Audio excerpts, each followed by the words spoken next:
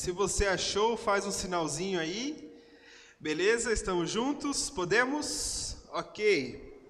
Versos 14 ao verso 16. Vocês são a luz do mundo. Não se pode esconder uma cidade construída sobre um monte. E também ninguém acende uma candeia e a coloca debaixo de uma vasilha. Ao contrário, coloca num lugar apropriado, e assim ilumina a todos os que estão na casa. Assim brilha a luz de vocês diante dos homens, para que vejam as suas boas obras e glorifiquem ao Pai de vocês que está nos céus. Irmãos, aqui Jesus está continuando todo aquele movimento de ensino que nós vimos na semana passada. Então nós entendemos que o sal ele tinha algumas funções, certo? Por isso que Jesus diz que nós somos o sal da terra. Foi isso? Sim? Dentre as ações do sal, qual nós podemos lembrar aqui? Conservar, certo? Conservar. O que mais? Não entendi. Não pode? Sim, insípido, muito bem. Sem sabor, né? Sem a sua função. Muito bom. Então Jesus está dizendo que os seus discípulos, aqueles que resolvem segui-lo, eles precisam preservar, conservar, ainda que não completamente, mas um pouco da imagem de Deus que existe no mundo. Mas esse conservar não se resume só a manter o seu procedimento, a manter a sua fala e a pregação como bíblica, da forma que Deus espera. Mas Jesus complementa dizendo que na medida em que nós devemos permanecer sendo imagem de Deus nesse mundo, nós não podemos pegar essa imagem e deixá-la escondida em algum lugar.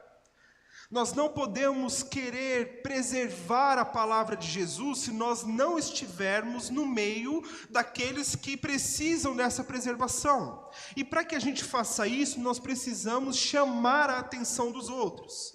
Por isso que Jesus começa dizendo que nós somos a luz do mundo.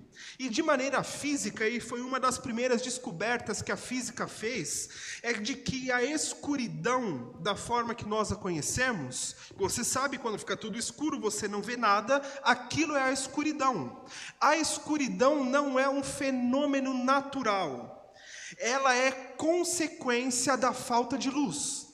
Ou seja, o que deve haver, na verdade, é a luz que ilumina todas as coisas, e se a luz não estiver presente, então haverá escuridão. E nós não precisamos fazer muito esforço para entender que o nosso mundo é um mundo de escuridão espiritual. Não é à toa que a Bíblia trata entre os termos que usa para falar do nosso mundo e da forma que as pessoas vivem, para dizer que todos aqueles que vivem segundo a imagem, segundo a doutrina do mundo, estes são os que vivem em trevas. Ou numa linguagem um pouco mais forte do apóstolo Paulo também, eles mesmos são os filhos das trevas, enquanto nós somos filhos da luz. Ou seja, o nosso papel é como sendo luz de Deus, luz do Senhor nesse mundo, entrarmos onde falta a nossa presença.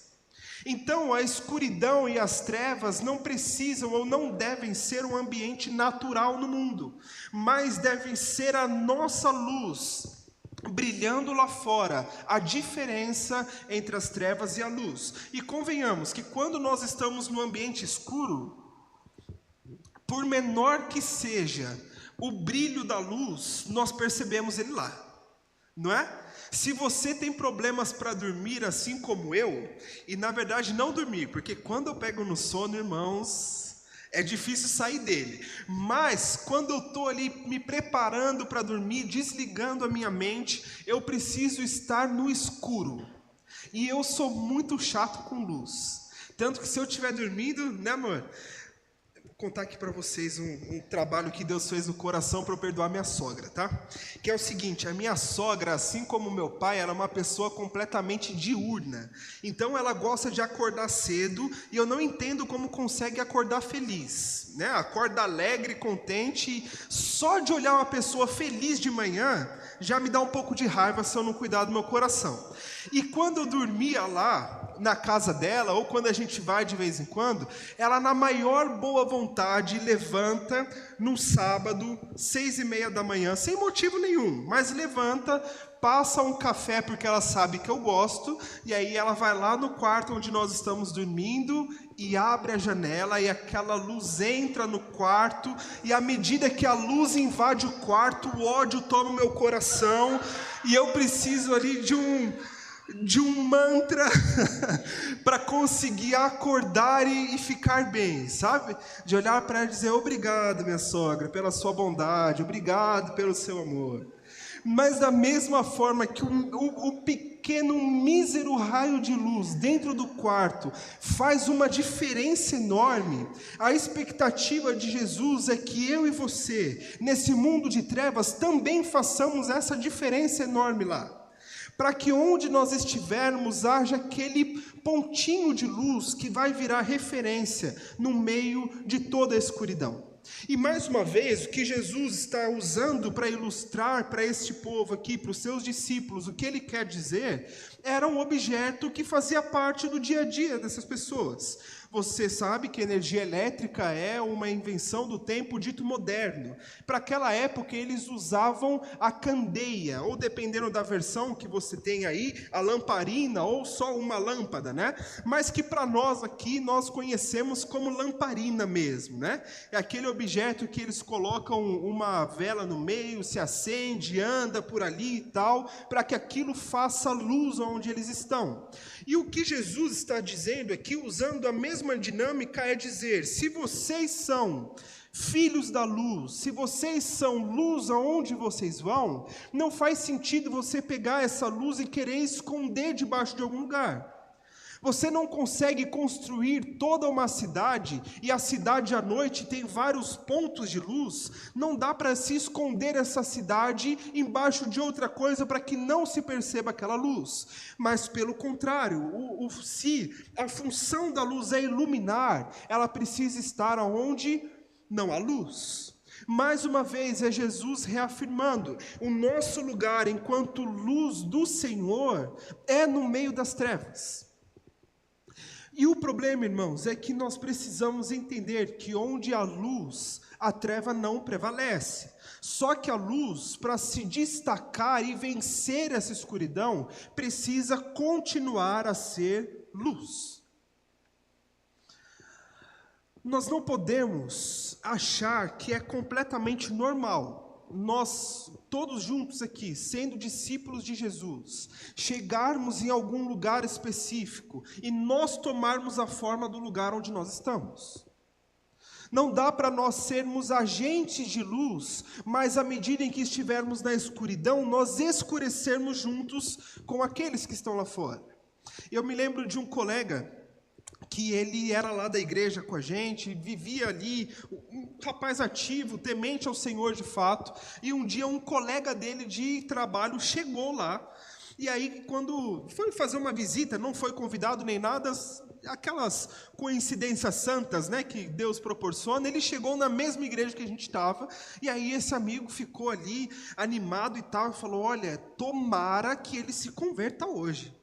Tomara que hoje seja o dia que ele encontre Jesus. E aí, lá nós tínhamos o costume também, Eliane, de vir com a fichinha dos visitantes e tal. E aí, quando chegou a fichinha lá para o meu pai, ele leu o nome daquele rapaz, e embaixo ele colocou, diácono da igreja tal, tal.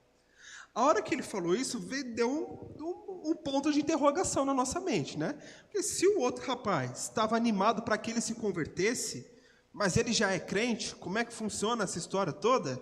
Depois a gente foi entender que na empresa era um dos caras daqueles mesmo que os outros rapazes da empresa olhavam para ele e não acreditavam que era possível alguém fazer o que ele fazia. Depois de um tempo, ele de fato se converteu, se arrependeu, e aí descobrimos que ele tinha mais 4 filhos além do casamento dele. Detalhe que o filho dele, que ele teve no primeiro ano de casamento, tinha 8 anos. A filha mais velha que ele tinha fora do casamento tinha 7 anos. Então, quando você começa a olhar e ver essas situações, são aqueles ditos discípulos do Senhor que servem na nossa vida de um parâmetro para o que nós não devemos fazer. Se nós somos luz, nós somos diferença. E a luz não se deixa abater pela escuridão. Pelo contrário, quanto mais escuridão, mais luz a gente precisa fazer. Quanto pior o ambiente que a gente vive, mais diferença a gente precisa ser na vida das pessoas. Essa é a expectativa de Jesus para cada um de nós. Para que a gente seja diferença. Para que a gente seja um ponto de luz naquele ambiente. Senão a gente se torna o famoso discípulo 007, né? Aquele espião, que ele está ali tentando não ser visto por ninguém. Ou o discípulo camaleão, né? De onde está, se adaptar para viver bem naquele ambiente. Pelo contrário, Jesus já disse em um outro momento em que o mundo, ou seja, a sociedade fora de Deus, vai nos odiar simplesmente por nós sermos pessoas que seguem a Jesus. Isso não é uma diferença ou não é uma surpresa para a gente. Esse é, de fato, o ritmo que a gente vê em muitos momentos. Mas, ainda assim, ainda que sofrendo, ainda que sendo odiados, ainda que não tendo a simpatia de todos aqueles que estão ao nosso redor, o nosso objetivo é continuar sendo luz. Se o seu vizinho não vai gostar de você porque você está ouvindo louvor na sua casa, desde que você também não seja inconveniente, é claro, é um problema todo dele. Se os seus colegas não vão gostar de você porque no dia do futebol, no domingo, no horário do jogo, no dia do churrascão com cerveja, você é o cara que vai estar na igreja, o problema é deles. Em cada momento em que as pessoas perdem simpatia por nós estarmos servindo ao Senhor, é mais um pontinho que eles vão carregar na memória, de saber que quando eles precisarem de uma pessoa de Deus na vida deles, eles vão saber onde encontrar. E vão saber porque nós seremos luz onde eles estão. Abra sua Bíblia comigo, volte algumas páginas, lá em Isaías, no capítulo 60. A ideia de ser, de fato, luz, ser diferença no meio das pessoas, não é uma surpresa também para esses discípulos. A maioria deles seguia da tradição dos judeus. Eles sabiam e conheciam bem os livros históricos e os livros dos profetas. E o profeta Isaías, inspirado pelo Senhor também, ele escreve no capítulo 60, dos versos 1 ao verso 3, leia comigo. Levante-se e refulja, porque chegou a sua luz, e a glória do Senhor raia sobre você. Olhe, a escuridão cobre a terra, densas trevas envolvem os povos, mas você raia o Senhor, e sobre você se vê a sua glória. As nações virão à sua luz, e os reis ao fulgor do seu alvorecer. O que Isaías está dizendo aqui pelo Espírito é profetizando sobre o povo de Deus que um dia viria a repousar sobre nós a luz verdadeira. E os textos que nós lemos no começo aqui nos ajudam a entender isso. E o próprio Jesus diz que enquanto ele estiver neste mundo, enquanto ele esteve, ele era de fato a luz que raiava sobre nós. Ele é a luz que nós seguimos para encontrar a salvação. Ele era literalmente a luz no fim do túnel para o povo que estava condenado nos seus pecados à morte eterna. Sendo assim, o que Jesus espera é que nós, como sendo luz, nós como sendo referência no meio do mundo, a gente tão somente replique aquilo que Ele mesmo fez entre nós. Por isso que nós insistimos em dizer que ser discípulo de Jesus é muito mais do que confessar ao nome de Jesus. E Tiago diz de uma maneira forte, mais impactante no seu livro, que dizer que Deus é o Senhor sobre todas as coisas, isso aí até mesmo os demônios fazem dessa forma. Isso não é novidade para ninguém. E Tiago parte do ponto do seu princípio de que isso é a realidade que existe. Toda a realidade está baseada no fato de Deus ser o Senhor deste mundo. Então, ser um discípulo é mais do que confessar. Ser um discípulo, como a própria palavra diz, é seguir os passos e imitar aquele a quem nós estamos seguindo. Por isso que o que Jesus tem de expectativa para comigo e com você é que nós sejamos a luz para esse mundo, que nós não nos escondamos, mas que a gente faça aparecer para todo mundo a luz do próprio Jesus. E a gente faz isso enquanto seguimos os passos dele neste mundo. E o último versículo, versículo 16, olhe comigo mais uma vez, por favor. O versículo 16 mostra para nós o objetivo disso. E o objetivo é que, assim, brilhe a luz de vocês diante dos homens, para que vejam as suas boas obras e glorifiquem ao Pai de vocês que está nos céus. Ou seja, para que mais uma vez, através da nossa vida, as outras pessoas cheguem até esse Deus, e que vendo tudo aquilo que a gente faz, as nossas boas obras, eles glorifiquem, ou seja, eles reconheçam a glória de Deus no mundo através de nós. E gente, vamos ser sinceros que se a gente fosse se preocupar com cada vez que a Bíblia traz para nós a responsabilidade que nós temos, se não fosse a fé de fato que Deus gera no nosso coração, a gente desistia, né?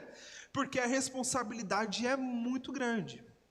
A gente não se dá conta que muitas vezes, muita coisa que a gente está fazendo, muitas ações que a gente tem, palavras que a gente fala perto de outras pessoas, que a gente não faz assim de maneira calculada, cria um efeito muito grande.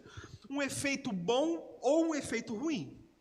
Porque como crentes que somos, basta você fazer uma ação, da menor que seja, que não condiz com a palavra do Senhor, que todo mundo vai virar para você e dizer: olha o crente aí, gente.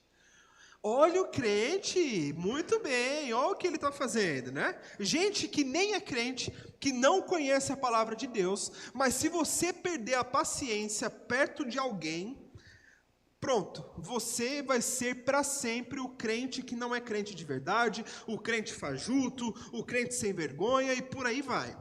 Mas cada vez que você faz uma ação boa, uma ação devida, cada vez que você age da forma que Deus quer, perto de alguém que não é crente, você só está fazendo a sua obrigação. E acabou, não é? E a gente precisa lidar com esse fato de que muitas vezes a nossa carne quer virar para o cidadão e falar assim: meu, quem é você para definir aqui, né, o que eu faço ou não? Ou como um papo que eu odeio profundamente do fundo do meu coração, quando as pessoas viram, né, e vêm com: não me julguem, só Deus pode me julgar. Uma vez um colega caiu na besteira de falar perto de mim, né? Só Deus pode me julgar. Eu falei: meu amigo, você está na roça então. Porque o julgamento de Deus, para a Bíblia, significa o juízo de fato. E justiça para Deus é literalmente ele pegar um pecador e colocar para queimar do ladinho do capeta do inferno. Isso é a justiça. Então, quando nós estamos sendo luz onde nós estamos passando, quando a gente age como discípulos do Senhor, nós não precisamos esperar momentaneamente, naquela hora, um resultado. Nós não precisamos esperar um resultado instantâneo, mas nós precisamos ir plantando aos poucos, mostrando que a luz está ali, mostrando que tem alguém diferente. Tem um professor do seminário, um amigo bem querido, que ele dizia que o discipulado, né, você fazer discípulos como Jesus manda, não é um miojo. Não existe um discipulado miojo, que você põe para fazer em 3 minutos, está pronto, você come e resolveu. É um caminho custoso, é um caminho que demora. Então, nós sermos discípulos de Jesus significa que nós vamos estar em constante aprendizado. Nós vamos passar a nossa vida toda sendo moldados para parecer um pouco mais com Ele. E à medida que a gente parece mais com Ele, a gente começa a irradiar a luz de Cristo de maneira mais forte, para que o mundo todo possa ver a glória de Deus através de nós. Por isso a gente precisa ter cuidado, minha gente. Cuidado com as palavras que a gente fala por aí. Cuidado com a forma que a gente trata as pessoas, por mais carinho que a gente tenha. Cuidado para que a gente não seja depois apontados como sendo aqueles crentes que, mais ou menos e tal. E que se isso acontecer com você, meu irmão, em algum momento é natural. Não sempre, mas em algum momento é natural porque nós somos pecadores. Mas não é porque somos pecadores em natureza e em essência que nós viveremos pecando no meio do pecado. Mas que enquanto estivermos no meio das trevas do pecado neste mundo, a gente continue sendo restaurado por Deus todos os dias. E que Deus nos capacite para sermos ali um brilhinho, um ponto de luz, uma luz que faz a diferença. Até que o dia em que Ele permitir e Ele abrir as portas e as oportunidades, para que a gente seja como uma janela que abre num quarto escuro, para que não tenha ali outra saída a não ser ver aquela luz, e que as pessoas venham a Jesus através de nós, principalmente. Você não precisa necessariamente ser um missionário para evangelizar por aí, até porque a Bíblia nos ensina que todos nós de fato somos. A diferença é que Deus manda alguns de nós para lugares específicos. E Deus conhece o coração e a capacidade de cada um. Mas, ainda que Ele não nos mande, nós estamos sendo missionários todos os dias. Na nossa casa, na nossa família, no trabalho, na escola, no ônibus, no trem, onde quer que for. E eu me lembro, para fecharmos, um testemunho que nós temos assim, a época que eu tinha assumido como presidente da Juba e da nossa associação, a gente começou a fazer um trabalho sobre vida missional, que o Marcelão já pregou pra gente. E uma menina entendeu que o que ela poderia fazer é, todos os dias, enquanto ela estivesse indo pro ponto lá, ela mostrar de alguma forma que ela era crente. Como a maioria de nós, ela saía cedo para trabalhar, 5h30 da manhã ela já estava no ponto de ônibus, e a forma que ela achou para isso foi comprar uma Bíblia com uma capa mais chamativa possível, aquela capa rosa com amarelo, com verde, com azul e tudo mais, para que quem passasse por ela olhasse ali para a Bíblia dela. E ela começou a fazer isso todos os dias. Até que uma vez, uma moça tinha perdido seu sogro no dia anterior. E, mais ou menos como é o ponto de ônibus, todo dia você vê a mesma pessoa ali, Todo mundo indo trabalhar junto e quando dá certo, a volta também. E ela falou, eu vi que você tem uma Bíblia sempre aí, se você puder, ora por mim. Nossa família está triste. Ela falou, não, agora, vem aqui, vamos orar. E todo dia ela ia para o ponto e chamava essa mesma moça e perguntava, vem, como é que está a família? Como é que estão as coisas? Está tudo certo? Está tudo ok e tal? E outras pessoas que estavam ali começaram a ver ela como uma referência de fato. E acabou que depois de quase 6 meses, eles começaram um pequeno grupo só com a galera do ônibus. E o grupo deles chamava Grupo do Busão. É o que eles colocaram lá. E aí, um dia, na casa dessa moça, ela reuniu o pessoal no ônibus, no ponto de ônibus, e disse, vamos se reunir no domingo de manhã lá na minha casa? E começaram ali, na garagem da casa dela, um momento de bate-papo, de falar sobre a Bíblia, de continuar esse movimento de discipulado que ela tinha começado. E aí, quase um ano depois, aquele grupo começou a virar um projeto de plantação de uma igreja. E as pessoas começaram a ser ganhas para Cristo através daquela turma reunida. Então, a gente não precisa de muita coisa. O que a gente precisa é fazer o que Jesus espera de nós. Tão simples e tão complicado ao mesmo tempo, Mas, para isso, a gente precisa pedir para que Deus cuide de nós, para que Deus Abra os nossos olhares para as oportunidades que nós temos. Porque, gente, se você parar para contar, são muitas. O que precisa é a gente ali ser a luz no meio desse povo. Amém, gente? Que Deus abençoe vocês e a mim também nessa tarefa, que nós possamos ser luz de fato, um farol, né? Aqui onde nós estamos. Vamos cantar? Nós escolhemos um hino que tem a ver mais ou menos